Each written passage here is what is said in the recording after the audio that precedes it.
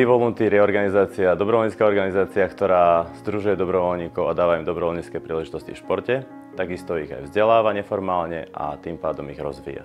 Robo Jurčák je u nás dobrovoľník od samého začiatku. Je to človek, ktorý bol pri vzniku a bol jeden z prvých dobrovoľníkov, ktorý sa ku nám prihlásil, za čo sme mu veľmi vďační a snaží sa byť na každom podujatí, ktorému jeho čas dovoluje alebo jeho možnosti. Tie podujatia, ktoré absolvoval, boli rôzne, či to bol autocross, či to bola atletika majstrovstvá Európy, mohol by som ich takto menovať, ešte ďalších 18. Tie pozície má či stráži parkovisko, či má na starosti nejaké mediálne veci, či pomáha pri cateringu. Tých dobrovoľníckych pozícií bolo fakt neskutočne veľa.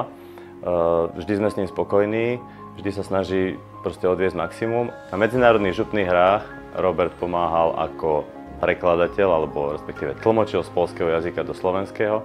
A Robo bol takisto v začiatkoch projektu, ktorý sme nazvali Beehive. Bol to projekt, tým sme vlastne vytvorili mladým ľuďom, ale aj všetkým, ktorí chceli sa u nás stretávať a mali nejaké nápady a nové myšlienky. A Robo bol za tým, že vždy doniesol nových ľudí, ktorí boli kreatívni a motivovali nás do ďalšej práce.